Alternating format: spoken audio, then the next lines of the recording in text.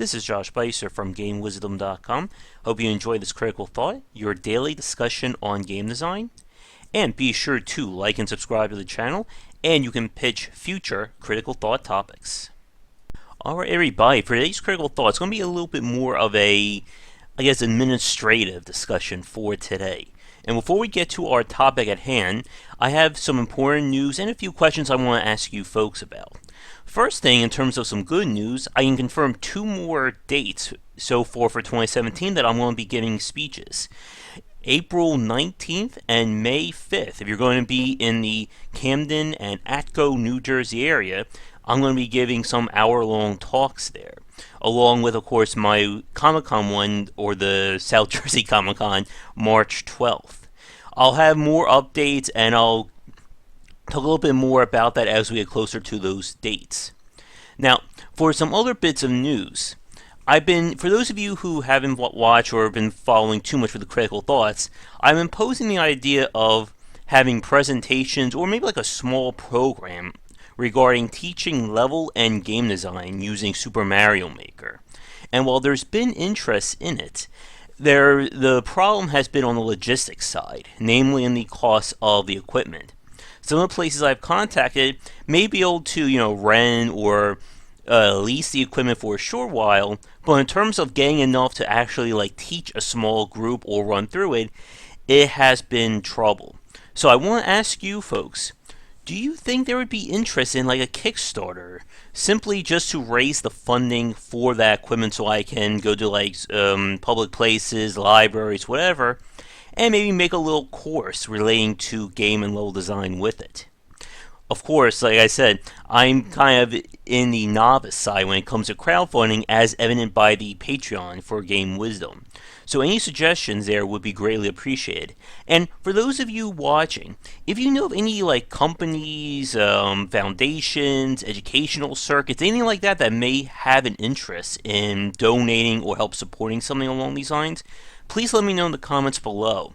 Because again, a lot of this has been me just learning it on my own, and any help would be greatly appreciated. Speaking of the Patreon campaign, one last little bit before we get to today's Critical Thought. If you have any suggestions, I'm going to be probably going over the Patreon again this month. Not so much, broadcasting it every day, but I want to, give it another once over now that we're in the new year, over 1,000 subscribers, etc. If you have any suggestions for things to offer, ways to pitch it, anything along those lines, please let me know in the comments below. Again, any help would be greatly appreciated, as it's pretty much been me learning by the, what's the expression? Skin in my pants? Something like that. But let's get to today's Critical Thought, and this should be an interesting one. We're going to be talking public speaking, or speaking, and don't worry, this will get around to the video game industry. And the prop for today, I guess, is the absolute perfect one to mention, right here. Myself, I think I can certainly be a proof of the advantages and the change that speaking can do. For those of you who've been longtime fans of Game Wisdom and the Perceptive Podcasts, you know how much things have really changed in terms of my own attitude, my speech, etc. when it comes to the cast. And you can certainly see the differences in the early Critical Thoughts to where we're at now. And for those of you who haven't followed for too long, it may surprise you to know that I'm technically an introvert. 10 for 10, actually. I took a psychology test back in college, and I pretty much hit every marker for it. But things have certainly changed. I am definitely a lot more outgoing than I am today, or than I was back then. We're doing the daily streams, these daily videos, live discussions, which are very exciting. And of course, that has sort of been the foundation for the live presentations I'm going to be doing in this year, and hopefully more, will come. But being able to talk and carry on conversation is very important for anyone with a social or outward company or business plan. And the game industry, see, I was able to link it to it, has certainly shown interesting parts about that. Speaking with a very wide variety of guests on the Perceptive Podcasts and the live shows, it's been a very interesting and learning experience in terms of my own ability to talk and to probably, I guess, gauge the person I'm speaking with. And here's a little bit of a fun challenge for you long timers. There have been plenty and plenty of podcasts that we've talked about. I've had a huge variety of guests from almost all corners of the industry almost. And there have been examples of really good casts and some that I feel that it was very tough to talk to. And this goes with the idea of having that kind of personality for being outward or even just being able to emulate it for a lot of people who are introverted. And there have been some guests where it kind of felt like I was trying to almost like pull teeth getting them to engage. And I'm obviously not going to name names, but for those of you out there, especially those who consider themselves good reads of characters or personalities, see if you can listen throughout the years. So there have been several casts where you can sort of tell that the conversation may be one-sided or the person's not really engaging. On the flip side of that, being able to be outward and be motivating and engaging is certainly a very useful ability, especially for developers wanting to either be more outgoing for their games, and especially for those looking for a Kickstarter, crowdfunding, or simply just informing their fans of what's going on. And we have certainly seen a lot of examples of developers who have failed those tests. There have been developers who have, insulted their fans, someone who issued a death threat to Gabe Newell, I think it was last year or the year before that, and of course so many different little scandals and controversies.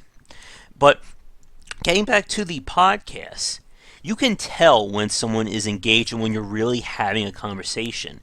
They'll comment while you're talking, they may make a noise like, yeah, definitely, stuff like that.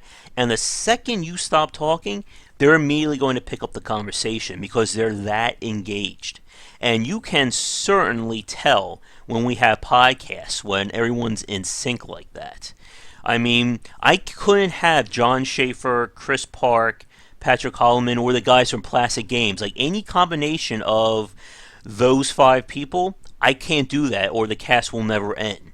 Or it will end when someone eventually dies due to lack of nutrients. But you can tell when people are really engaged with you and when they're having basically they just want to keep this conversation going. And it is a different matter when you're having a conversation versus a one-to-one like this. And you can hear that when I tried doing the Game Wisdom Lives with just myself. With these critical thoughts being these short bite-sized discussions, 10 to 20 minutes, it's easy for me to carry a conversation because we're sticking to a topic. But when you're trying to have, multiple topics or expand on things without having someone there or, an audience to, I guess, feedback on or get inspiration from, it's very hard, I should say, to carry on multiple conversations all by your lonesome. Which is why I decided that when it comes to the Game Wisdom Lives, if I can't find a guest for that week, I may just put them aside, unfortunately. But moving back on to game development in the industry, being able to talk properly and carry on conversation has definitely been a weakness for a lot of video games, especially those that have been trying to, boost up the storytelling and the cinematic feel. And I talked about this, I'm very sure, on an earlier Critical Thought. I know I made a post about this, about the major parts that just annoy the hell out of me when it comes to video game voice acting.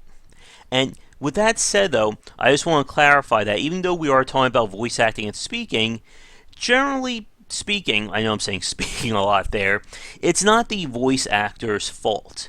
Now, when we're talking about, you get E-listers, the people at your company that do voice acting, that's a different story. But when we talk about, professional level games, AAA studios hiring the best voice actors, it's sometimes in the editing and the writing that video game dialogue just falls flat for me. And the reason is that it is so counterintuitive or the antithesis of a general conversation.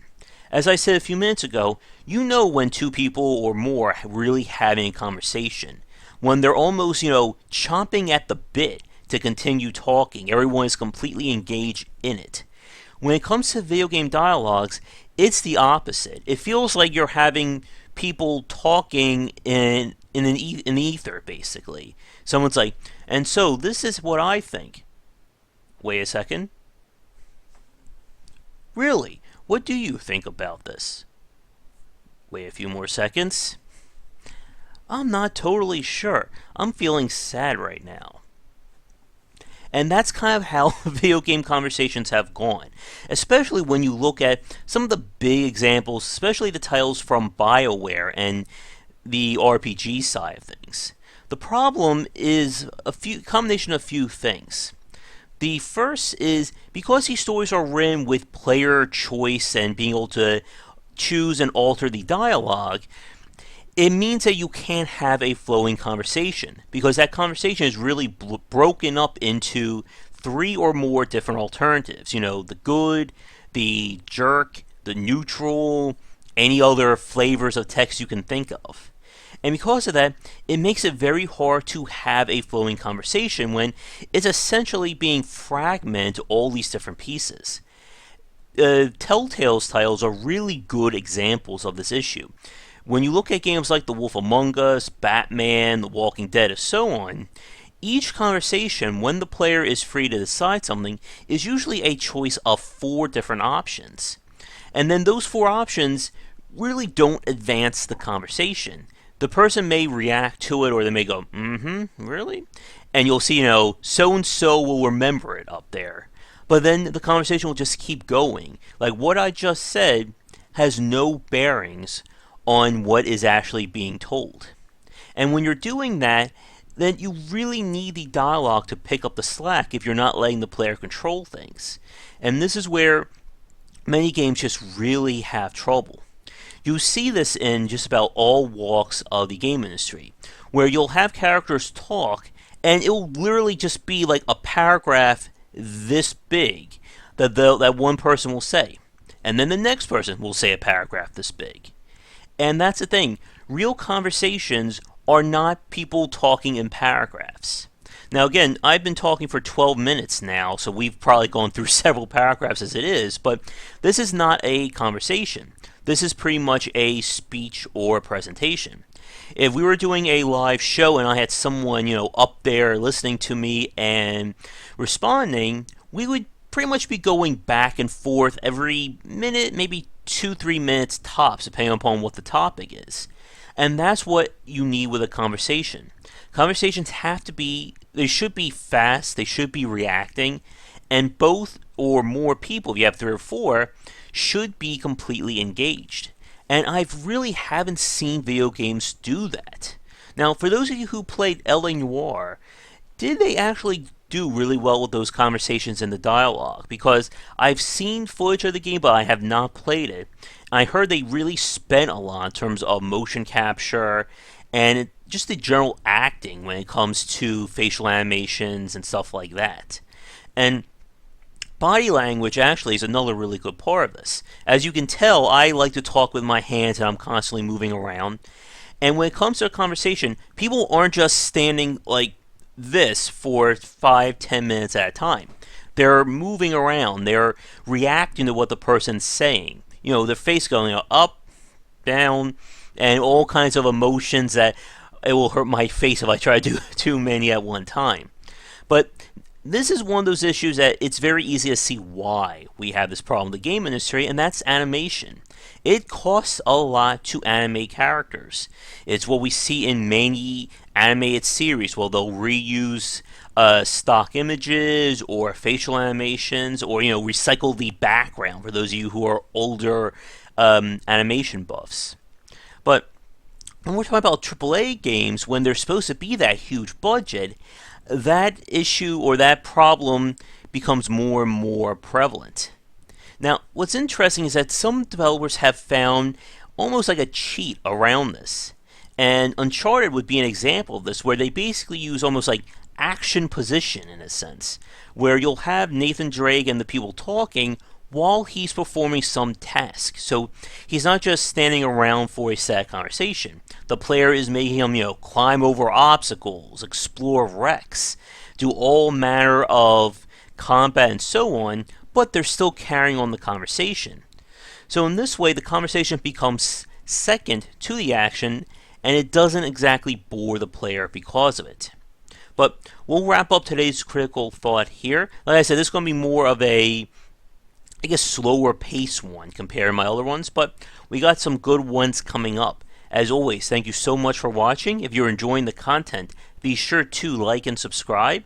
If you have a suggestion for a future critical thought, again, on all topics relating to game design and the industry, be sure to let me know below. Like I said, I'll keep you updated on any more presentation announcements, and I'll give you more notes or pitches for it when we get closer to those dates. But otherwise, I'm still Josh Bycer from GameWisdom.com, where we examine the art and science of games. Check back daily for more great content here and on GameWisdom.com. Take care. Thank you so much for watching this video. If you enjoyed it, be sure to like and subscribe to the channel, and of course share with your friends. It always helps out. For daily posts on all manner of game design and industry topics, check out game-wisdom.com. To support the site and everything that I do, be sure to check out the Patreon campaign. If we can hit goals, it will mean more content for everyone to enjoy, and I'll be able to support myself and my household. If you want to follow me, you can find me on Twitter at GWBycer for updates throughout the day and random thoughts from me. And lastly, you can find me on Twitch right over there at GWBycer for daily streams most nights around 10 Eastern. Thanks again for watching the video, and be sure to check out more great content coming to the Game Wisdom channel real soon.